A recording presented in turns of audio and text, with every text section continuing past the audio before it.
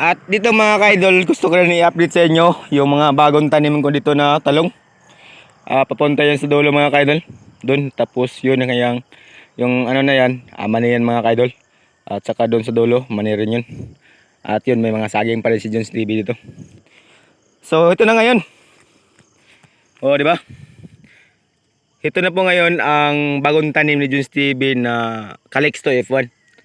So sa mga nag-a-update palagi, ito po ang tanim natin na akala ko ay hindi to magawa ng solusyon kasi po nasisira to sa init at saka ulan. Nung pagtanim ko dito mga ka-idol, bigla lang ang uminit, so akala ko mga matay mga ka-idol. Pero ngayon, pagdating naman sa ulan mga ka-idol, ay nagkaanuhan to sila sa baha. So ang ginagawa ko dito, kahit umulan, binubugkal ko po yung lupa para hindi masyadong madamage. So ito na po ngayon mga ka-idol. Kailangan talaga dito yung tiyaga lang talaga. So yung iba dito ay nagkawalaan na talaga idol, katulad yan. Dinadaanan sa baha mga ka-idol. At yun, siyempre maliliit pa. So nagkadamage talaga yung area. So napapansin yun mga ka-idol, nakita nyo? Pag ganito na ang sistema, pag ganito na kalaki yung mga tanim natin, kung alagaan talaga dyan, ayan, ay 100% makaka-income na tayo dito next month. So ito na, papunta niya sa dulo. So ito ay isang pamamaraan kung paano tayo makakaroon ng pera or income dito sa probinsya ng Masbate. So nakikita nyo mga kaidol.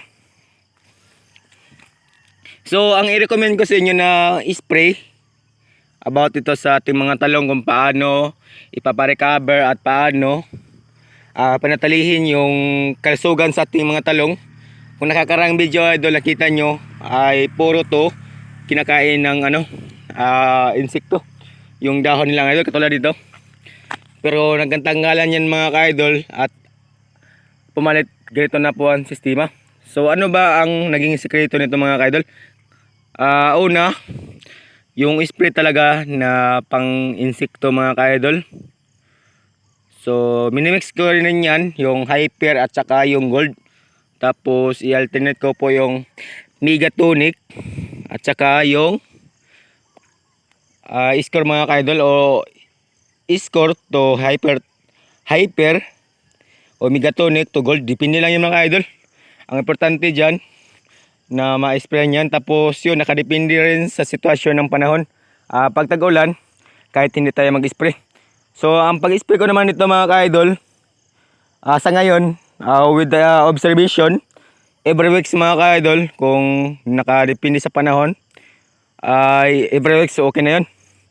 So ito, ang iba dito mga ka-idol ay unti-unti na nakaka-recover. So nakita nyo idol, ito, nakaraan to idol. At ang resulta ngayon ay unti-unti nang nakaka-recover yung talong natin. Katulad dito idol, ay green talaga. So napapansin nyo, okay talaga yung kalabasan. So with the share lang to sa inyo sa mga baguhan dyan. So sa mga expert, I hope na maintindihan nyo ang mga ginagawa ko dito ngayon. Alam ko baguhan din ako, pero with the observation lang, kasi pinag-aralan ko rin ang ating mga ka-farmers kung paano gawin. So pinapanood ko rin din mga kaidol. So ito,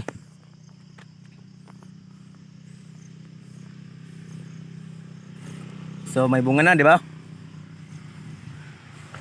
Yan, may mga bunga na yan. Tapos yun to, bago lang to mga kaidol.